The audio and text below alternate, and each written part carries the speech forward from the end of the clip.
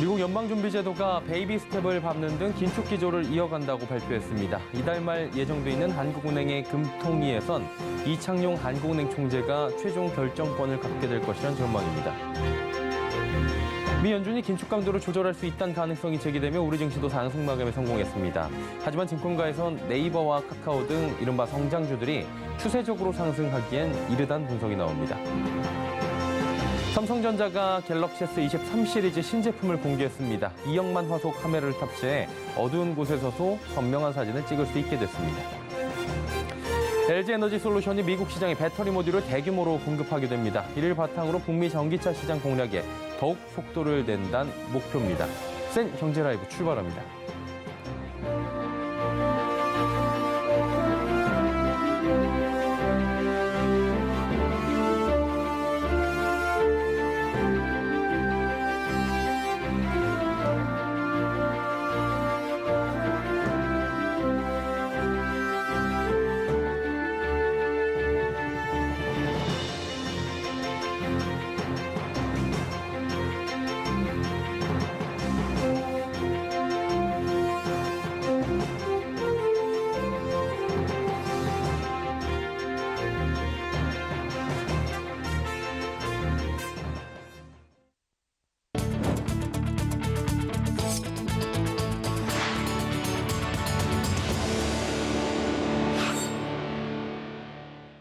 시청자 여러분 안녕하십니까? 센 경제 라이브 서정덕입니다. 미 연방준비제도가 금리를 0.25%포인트 인상하며 긴축 기조를 계속 이어가겠다고 강조했습니다. 인플레이션과 싸우기 위해 올해 금리 인하는 없다는 의지도 재확인했는데요. 이달 말 예정돼 있는 한국은행의 기준금리 결정에도 적지 않은 영향을 줄 것으로 보입니다. 김미현 기자입니다. 제롬 파월 미 연준 의장이 금리 인상 직후 기자회견에서 금리를 목표 범위까지 지속해서 올리는 게 적절하다며 이전 표현을 반복했습니다. 그동안 연준은 금리를 5%대까지 꾸준히 올리겠다는 뜻을 여러 번 밝혔는데 금리 인상 기조를 재확인한 겁니다. 40년 만에 최악이라는 인플레이션 잡기가 최우선이란 겁니다. 이날 파월 의장은 인플레이션이 둔화되고 있다는 디스인플레이션을 처음 언급하기도 했지만 여전히 인플레이션 수준이 너무 높다며 고물가와 계속 싸우겠다는 점을 재차 강조했습니다. 이날 금리 인상은 미 연준 위원들의 만장일치 결정이었습니다. 매번 강조해왔던 목표 물가 상승률 2%대까지 내려와야 금리 인상을 멈출 거란 인식을 같이 하고 있다는 의미입니다. 지난해 12월 개인 소비 지출 가격 지수는 전년 동월 대비 5% 상승하며 가장 최소폭으로 상승했습니다. 이를 토대로 블룸버그 통신 등 외신들은 미 연준이 올해 최소 2번의 금리 인상은 확실하다고 해석했습니다. 한국은행으로서도 이를 무작정 외면하기는 힘든 상황입니다. 우리나라도 잡히지 않는 물가가 부담이기 때문입니다. 지난달 소비자 물가 상승률은 공공요금 줄 인상 여파로 1년 전보다 5.2% 오르며 지난달보다 오름폭이 확대됐습니다. 한은은 물가 상승률이 이달까지는 5%대를 기록하고 하반기엔 3%까지 떨어질 걸로 전망하고 있습니다. 하지만 여전히 물가 상승률 목표인 2%를 웃도는 수준입니다. 여기에 물가를 들썩이게 할 변수는 많은 상황. 중국 경제가 만일에 빠르게 회복된다면 유가에 자극을 줘서 물가는 또 어떻게 변할 수도 어떻게 모르는 그런 상황입니다. 한국의 경우에는 워낙 외부 요인이 많기 때문에 다른 나라에 비해서 예측하거나 이러는데 불확실성도 굉장히 크고. 때문에 추가로 금리를 더 올릴지에 대해 금융통화위원회 위원들 사이에서 의견이 갈릴 가능성이 나옵니다. 지난달에도 이창용 총재를 제외한 금통위원 6명은 최종 금리 수준에 대해 3대3으로 의견이 갈리며 팽팽히 맞섰습니다. 이달 있을 회의에서도 의견이 절반으로 엇갈린다면 이 총재가 최종 결정권을 쥔 캐스팅 보트를 행사할 수밖에 없습니다. 이 총재는 기준금리 결정에 물가 비중을 높게 보고 있다고 했지만 국내 경기 상황도 고려하지 않을 수 없는 상황. 따라서 이 총재의 결정에 이달 기준금리 향방이 갈릴 것으로 보입니다. 서울경제TV 김미연입니다. 코스피와 코스닥 양시장이 미국의 2월 FOMC 정례회의 결과에 환호하며 일제히 상승 마감에 성공했습니다. 특히 네카오 등 성장주가 강세를 보였는데요. 다만 증권가에선 성장주의 추세적 상승은 아직 이르다고 보고 있습니다. 최민정 기자입니다. 간밤 제롬 파월 미 연방준비제도 의장의 매파적이면서도 긴축 강도 조절 가능성을 시사하는 발언에 오늘 코스피는 0.68% 오른 2,468선에 장을 마쳤습니다. 현지 시간 1일 미국 연방준비제도는 FOMC 정례회의에서 기준금리를 0.25%포인트 인상하는 베이비 스텝을 밟았습니다. 이에 미국의 기준금리는 연 4.50%에서 4.75%로 올랐습니다. 이날 제롬 파월 연준 의장은 인플레이션이 최근 완화됐지만 여전히 너무 높다면서 적절한 수준으로 긴축하려면 두어 번의 금리 인상이 더 필요할 것이라고 전했습니다. 초과 금리 인상을 예고했지만 시장에선 파월 의장이 처음으로 디스인플레이션을 언급한 점에 주목했습니다. 향후 연준이 금리 인상을 끝낼 것이란 기대감이 커지며 네이버와 카카오 등 성장주가 강세를 보였습니다. 실제 네이버와 카카오는 올해 들어 각각 19.15%, 21.47% 오르며 상승세를 이어가고 있습니다. 통상 성장주는 미래 수익을 바탕으로 기업 가치가 산정되기 때문에 금리가 높을수록 저평가되는 경향이 있기 때문입니다. 금리 인상기에 성장주의 낙폭이 컸던 만큼 금리 인상 막바지라는 인식 속에서 성장주의 회복세가 이어질 것이라는 기대감이 이어지고 있는 겁니다. 다만 증권가에선 성장주에 대한 추세적 상승은 이르다며 네카오 등 성장주에 대한 제대로 된 상승은 하반기에 될 가능성이 높다고 조언합니다. 아직까지는 금리 인상 사이클이 멈추지 않았기 때문에 단기적으로만 놓고 보면 추세적 상승은 아직 조금 이르다고 보고 있어요. 다만 이제 연준이 금리 인상을 중단을 하고 이제 하반기로 들어서는 이제 금리 인하 기대감이 점차 부각될 가능성이 높거든요. 추세적 상승은 사실 상반기보다 하반기가 될 가능성이 높다라고 보시면 될 것 같습니다. 서울경제TV 최민정입니다. 삼성전자가 카메라 기능을 한층 강화한 갤럭시 S23 시리즈를 공개했습니다. 최상위 모델에 처음으로 2억만 화소 카메라를 탑재했다고 하는데요. 윤혜림 기자입니다. 어두운 방 안에서도 선명하게 촬영되는 사진. 멀리서도 흔들림 없이 사진을 촬영할 수 있습니다. With the most impressive ProRed camera, you can take the best photos in any light. You can open up the ultimate productivity and creativity experience in the palm of your hand. 삼성전자가 현지 시간 1일 미국 샌프란시스코에서 갤럭시 언팩 2023을 개최하고 갤럭시 S23 시리즈를 공개했습니다. 이번 시리즈는 각각 6.1인치, 6.6인치, 6.8인치의 디스플레이가 탑재된 기본형과 플러스, 울트라 등 3가지 모델로 구성됩니다. 갤럭시 S23 시리즈의 최대 강점은 카메라입니다. 나이토그래피 기술을 통해 낮과 밤의 구분 없이 선명하게 촬영할 수 있습니다. AI 물체 인식 엔진으로 인물의 머리카락, 눈썹 등을 구별해 깨끗한 인물 표현도 가능합니다. 가장 주목받는 모델은 갤럭시 S23 울트라. 갤럭시 스마트폰 사상 역대 최고인 2억 화소 카메라와 함께 쿼드 HD 120Hz 엣지 디스플레이를 탑재했습니다. 하드웨어와 배터리 사용성도 개선됐습니다. GPU는 전작 대비 41% 향상됐고 딥러닝 알고리즘을 담당하는 NPU의 성능 또한 40% 이상 개선됐습니다.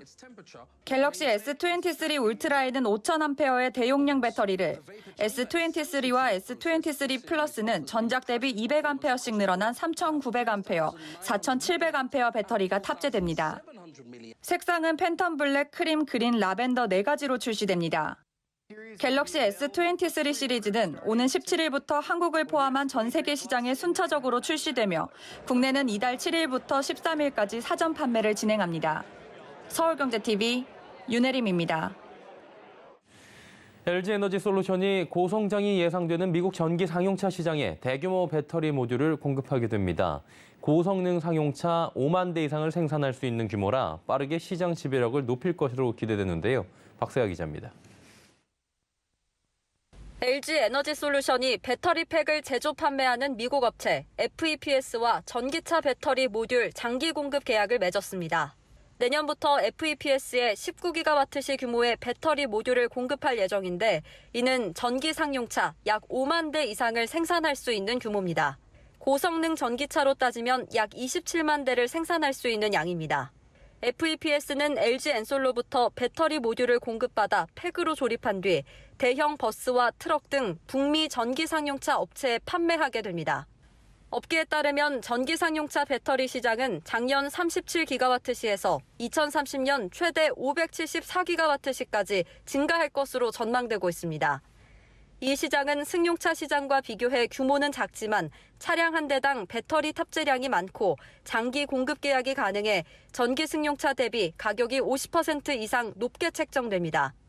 특히 북미 유럽 시장에서 내연기관 상용차에 대한 환경 규제가 강화되는 상황을 고려할 때 전기 상용차에 대한 수요는 더욱 높아질 것으로 기대됩니다. LG 엔솔은 표준화된 모듈 라인업, BMS 역량을 활용한 안전진단 솔루션, 내부 개발 프로세스를 바탕으로 북미 유럽 전기 상용차 시장에서 리더십을 강화한다는 전략입니다.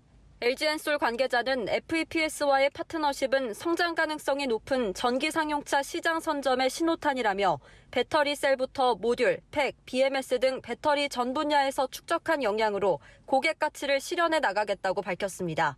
서울경제TV 박세아입니다. 현대백화점과 현대그린푸드가 인적 분할을 앞두고 주주 환원 정책을 꺼내들었습니다. 일부 주주들 사이 이번 분할에 대한 부정적 여론이 일자 달래기에 나선 것으로 풀이되는데요. 서지은 기자입니다. 현대백화점과 현대그린푸드는 인적 분할 안건이 오는 10일 임시주총에서 통과될 경우 향후 3년 내 자사주 6.6%를 신규 매입해 소각한다고 밝혔습니다. 자사주 소각은 기업이 보유하고 있거나 매입해 확보한 자사주를 소각해 유통 주식 수를 줄이는 것입니다. 이를 통해 주식 총수가 줄어들면 주주들이 보유 중인 기존 주식의 가치는 상승해 보통 호재로 작용합니다. 배당도 실시합니다. 분할 후 현대백화점은 2021년 사업년도의 배당금 총액 240억 원을 보장하는 배당 정책을 수립할 계획입니다. 신설법인인 현대백화점 홀딩스도 150억 원 이상 배당하는 배당 정책을 마련할 방침입니다. 이에 따라 현대백화점의 인적 분할 이후 존속법인과 신설법인의 배당금 총액의 합은 분할 전에 비해 60% 이상 증가할 것으로 예상됩니다. 현대백화점은 사실 굉장히 우량한 기업임에도 불구하고 백화점 산업의 저성장성 때문에 늘 저평가가 좀 심하게 돼 있던 상태였는데 주주 친화 정책에 대해서 이번에 구체적인 안을 제시했다는 점에서 긍정적으로 작용할 것으로 생각합니다. 일부 주주들은 현대백화점 그룹 인적 분할 계획이 대주주 지배력 강화 수단이라는 의혹을 제기해왔습니다. 특히 일부 주주들은 현대백화점의 알짜자 회사인 한무쇼핑이 새 지주사로 이동하는 계획에 반발하고 있습니다.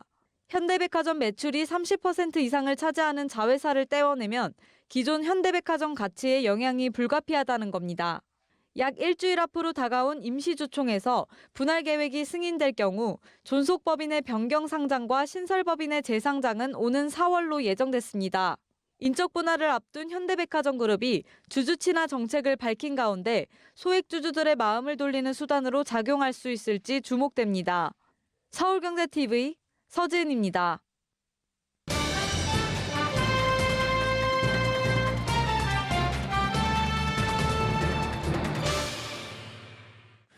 금융당국이 소상공인의 금리 부담을 완화하기 위해 저금리 대환 프로그램을 개편 시행한다고 합니다. 오는 3월부터 지원 대상이 확대되고요. 또 상환 구조도 바뀌게 된다고 하는데 자, 어떻게 바뀌고 어떻게 확대되는지 금융부의 김수빈 기자와 짚어보도록 하겠습니다. 어서 오세요. 안녕하세요. 예.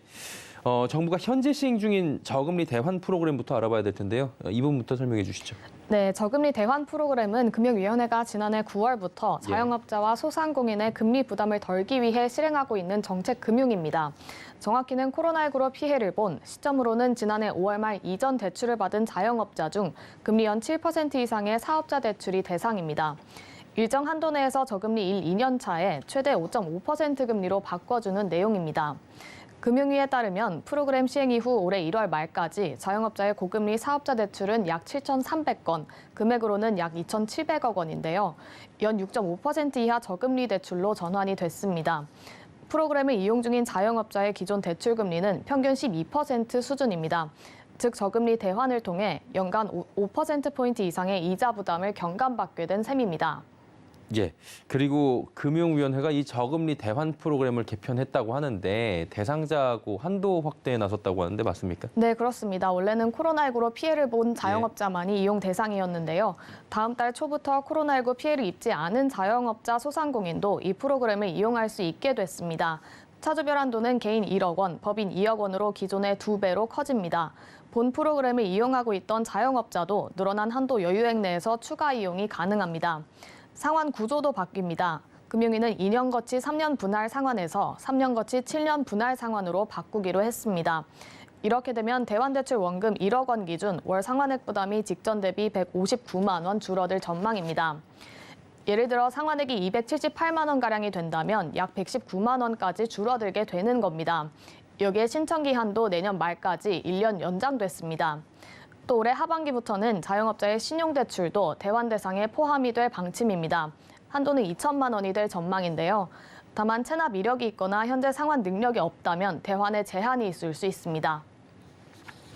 고금리 시대 자영업자의 상환을 부담을 좀 덜어주기 위한 취지로 지금 시행이 된 건데 당국이 지금 당장 정책 손질에 나선 이유가 있을 것 같은데 이 이유가 뭡니까? 먼저 개인 사업자 대출의 연체율이 높아지고 있기 때문입니다. 예. 5대 은행의 개인 사업자 대출 연체율 평균은 지난해 9월 0.18%에서 12월 0.24%로 0.06%포인트 올랐습니다. 불경기 속에 고금리가 길어지면서 버티지 못한 차주들이 점차 늘어나고 있는 것으로 풀이됩니다. 여기에 까다로운 신청 요건도 수요가 예상보다 저조했던 점도 개편의 배경으로 꼽힙니다. 실제 금융위에 따르면 저금리로 대환된 대출 금액은 지난달 말 기준 약 2,700억 원 수준으로 공급 규모의 3.2%에 달하지 않습니다. 정부는 예산을 증액하면서 공급 규모도 1조 원 더 늘렸는데요. 이번 개편으로 궁지에 내몰린 차주들이 과도한 금리 부담에서 벗어날 수 있을지 주목됩니다. 예, 그리고 이제 뭐 시중은행들도 당국의 정책 기조에 맞추고 있다고 하는데 취약 차주들을 위한 대책을 마련하는 중이라고 하는데 이 부분도 짚어주시죠. 네, 시중은행들도 취약 차주들에 대한 선제적인 지원에 나서고 있습니다. 예. KB국민은행은 다음 달 5천억 원 규모의 KB국민희망대출을 출시합니다. 이는 대환대출의 일종으로 제2금융권에서 대출을 받은 차주가 은행 대출로 갈아탈 수 있게 해주는 상품입니다. 신한은행은 어제 정책 서민 금융상품인 새희망홀씨 대출의 신규 금리를 1%포인트 내리기로 했습니다. 또 생애 최초로 주택을 구입하기 위해 대출을 받는 청년층 고객들에게는 대출 금액의 0.3%포인트를 마이 신한포인트로 지급할 예정입니다. 이처럼 금융권 민간이 합동으로 서민들에 대한 금융 지원을 확대하고 있는 분위기입니다. 특히 기준금리 인상 국면이 막바지에 접어들면서 앞으로 고금리에 따른 위기가 좀 본격화될 것으로 전망되는데요. 이에 취약 차주들의 부실 위험 관리에 적극 나서고 있는 것으로 풀이됩니다. 예. 정부의 저금리 대환 프로그램부터 이제 바뀌고 있죠. 시중은행들의 취약차주 지원 방안들까지 금융부의 김수빈 기자와 하나하나 짚어봤습니다. 고맙습니다. 감사합니다.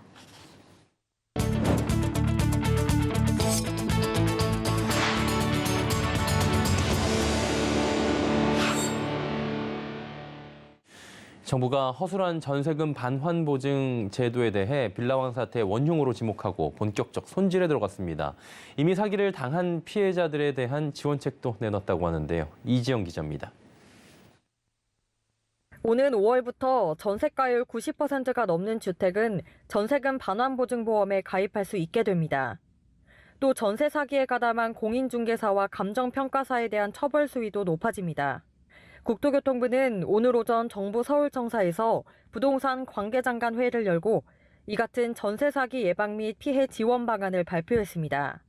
우선 전세금 반환 보증 제도를 운영하고 있는 주택도시보증공사 허그는 오는 5월부터 전세금 반환 보증의 전세가율을 100%에서 90%로 낮춥니다. 전세가율은 주택 매매 가격에 대비한 전세 가격의 비율로 현재는 전세 가격이 매매 가격의 100%까지 보증 가입이 허용돼 일정 요건만 충족하면 대부분 가입이 가능했습니다. 이렇다 보니 악성 임대인의 무자본 갭 투자를 부추겨 전세 사기 피해를 키웠다는 판단입니다. 현장 전문가들을 통한 사기 예방 체계도 강화합니다. 공인중개사가 임대인의 신용 정보를 직접 확인할 수 있게 되고 감정가의 경우 협회에서 추천한 법인만 인정해 임대인과 감정평가사의 사전 모의를 차단키로 했습니다. 대신 전세 사기에 가담한 공인중개사와 감정평가사에 대해선 원 스트라이크 아웃 요건을 기존 징역형 선고에서 금고형 선고로 확대합니다. 전세 사기에 대한 단속과 처벌 같은 사후적 조치 외에도 전세 사기 예방이라든지 사전적 모니터링, 피해자 구제 등과 같은 제도 개선이 전반적으로 긍정적이었다고 판단됩니다. 이미 전세 사기를 당한 피해자들에게는 저금리 대환대출을 지원합니다. 대환대출은 오는 5월 출시될 예정으로 전세보증금이 3억 원 이하여야 하며 가구당 2억 4천만 원까지 연 1, 2%대 금리로 제공될 예정입니다. 서울경제TV 이지영입니다. 부영그룹이 2023년 순천만 국제정원 박람회 성공적 개최를 위해 지원금 2억 원을 기부했다고 밝혔습니다. 이희범 부영그룹 회장은 어제 전남 순천시청을 직접 방문해 박람회 이사장을 맡고 있는 노관규 순천시장에게 기부금을 전달했습니다. 순천만 국제정원 박람회는 오는 4월 1일부터 10월 31일까지 순천만 국가정원 일대에서 개최되는데요. 이 회장은 대한민국 제1호 국가정원이자 생태수도 순천의 순천만 국제정원 박람회 성공 유치를 기원한다고 말했습니다. 한편 부영그룹 창업주 이중근 회장은 지난 2013년 순천만이 대한민국 제1호 국가정원으로 지정되기까지 순천만 국제정원 박람회 후원회장을 맡는 등 5억 원을 지원한 바 있습니다.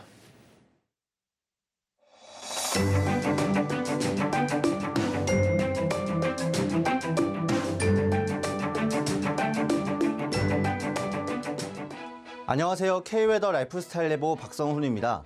오늘 아침 기온은 어제보다 5에서 10도가량 큰 폭으로 떨어졌는데요. 내일은 더 춥겠습니다. 내일 서울의 아침 기온 영하 6도로 평년 기온을 밑돌겠는데요. 밤사이 기온이 떨어지며 도로 곳곳에 살얼음이 끼는 곳이 많겠습니다. 내일 아침에는 감속 운전하시기 바랍니다. 내일 한낮에는 영상 3도를 보이며 일교차가 10도 가까이 벌어지겠습니다. 기온 변화로 인한 건강관리에 유의하시기 바랍니다.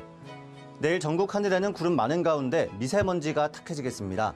수도권과 충청권, 경북과 대구, 울릉도, 독도는 WHO 기준으로 나쁨 단계를 보이겠는데요.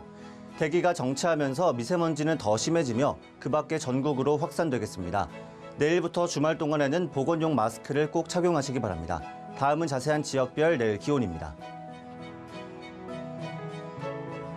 중부지방 수도권 영하 6도, 춘천 영하 8도를 보이며 추운 아침이 되겠습니다. 한낮 최고 기온은 서울 3도, 춘천 4도, 대전 5도에 그치겠습니다. 동해안 지방의 아침 기온 속초 영하 4도, 강릉 영하 2도 보이겠습니다. 한낮에는 속초 4도, 강릉 5도가 예상됩니다. 남부지방 대구와 부산은 1도, 광주는 영하 3도로 아침을 시작하겠습니다.